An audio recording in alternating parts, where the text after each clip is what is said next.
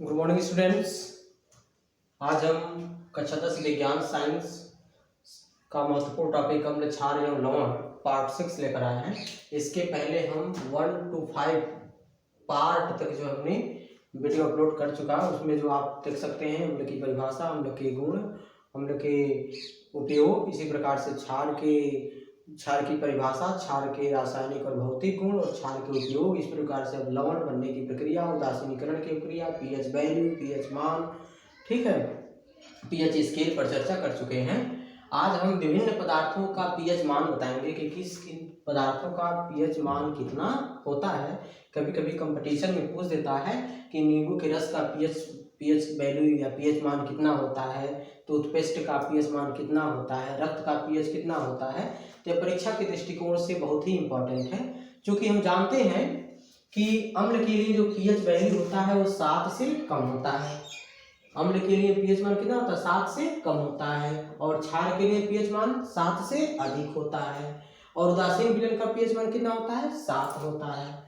तो ये तो उनको पूर्व की जो वीडियो है उसमें मैंने स्पष्ट इसको बताया है कि किस पदार्थ का पीएच मान कितना है, तो कौन सा पदार्थ क्या कहा जाएगा, अम्लीय होगा कि क्षारीय होगा या उदासीन होगा। ठीक है, फिर हम देख लेते हैं यहाँ पर कि पीएच एवं पीओएच में क्या संबंध है। पीएच माने हाइड्रोजन आयन कंसंट्रेशन या पावर ऑफ हाइड्रोजन, इसको कहेंगे पावर ऑफ हाइड्रोक्साइड आयन। तो पीएच में और पीओएच में क्या संबंध है, अर्थात आपका पीएच वैल्यू में, जो पीएच वैल्यू है और पीएच वैल्यू में हाइड्रोजन आयन सांद्रण की और हाइड्रोक्साइड आयन सांद्रण, इन दोनों में क्या संबंध है। तो चूंकि हम जानते हैं दोनों में जिस प्रकार से पीएच संबंध स्थापित रखता है, ठीक उसी प्रकार से पीओएच भी संबंध स्थापित रखता है।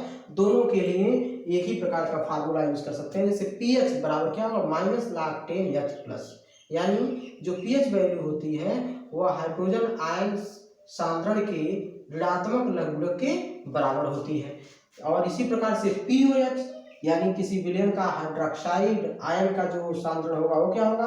वो भी हाइड्रोक्सिल आयन सांद्रण के ऋणात्मक लघुगणक के बराबर होगा। अगर इन दोनों कथनों पर विचार किया जाए या इन दोनों फार्मूला पर विचार किया जाए तो हम देखेंगे कि H plus into OH is equal to क्या होगा? KW, जो कांस्टेंट होगा। और H का क्या होगा? H की सबसे जो न्यूनतम देखा जाए तो 1 और 10⁻⁻14 क्या होगा? ये OH का होगा। तो इन दोनों में क्या कर दिया जाए? मल्टीप्लिकेशन कर दिया जाए। तो ये सारी जो नीचे की जो वैल्यू मिल रही है वह पीएच एवं पीओएच में संबंध को दर्शाता है। ठीक है, अब आगे हम बढ़ते हैं विभिन्न पदार्थों का पीएच मान क्या होगा उस पर चर्चा कर लेते हैं। तो देखते हैं हम यहाँ पर विलयन एक तरफ है और एक तरफ क्या उसका पीएच मान है, फिर विलयन है एक तरफ उसका पीएच मान है। तो विलयन अगर सांद्र विलयन है तो उसका पीएच मान कितना होगा? 0। नींबू का रस के पीएच मान कितना होता है? 2.5 होता है, 2.5।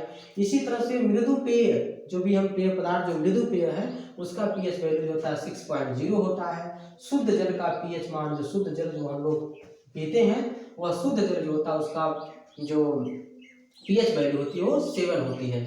और 7 किसका होता है? उदासीन विलयन का पीएच मान क्या होता है? उदासीन होता है। जल क्या है? उदासीन होता है, तो उदासीन विलयन है। फिर यहाँ देखेंगे टूथपेस्ट का क्या होगा? टूथपेस्ट क्या है? उसका जो पीएच मान 8.0 होगा। वॉशिंग सोडा विलयन जो होगा उसका कितना होता है? 9.0 होता है। तन विलयन यानी डाइल्यूट सोडियम हाइड्रोक्साइड का जो पीएच मान होता है वो 13.0 यानी 13 होता है। आमाशयी रस जो हमारे आमाशय की दीवारों के द्वारा जो रस का श्रावण होता है उसका पीएच मान 1.4 होता है, 1.4 होता है। सिरका उसका जो पीएच मान होता है 4.0 होता है। इसी प्रकार से इधर भी कुछ विलयन के नाम लिखे गए हैं, जैसे दूध है, रक्त है, baking soda, milk of magnesia, सांद्र OH। ठीक है, तो दूध जो होता है उसका पीएच मान कितना होगा? 6.5। रक्त का पीएच मान कितना होगा? 7.4। बेकिंग सोडा का पीएच वैल्यू कितना होगा? 8.5। इसी प्रकार मिल्क ऑफ मैग्नीशिया का जो होगा पीएच मान 10.5 होगा। और सांद्र OH जो होता है कंसंट्रेटेड सोडियम हाइड्रोक्साइड का जो अगर देखा जाए पीएच मान तो क्या होगा? 14 होगा, 14 होगा। इस प्रकार से हम आपको बताएं कि विभिन्न प्रकार के पदार्थों का पीएच मान क्या होता है और पीएच और पीओएच में क्या संबंध है। फिर अगले जो है वीडियो में आपको हम धातु और अधातु से संबंधित टॉपिक बताएंगे।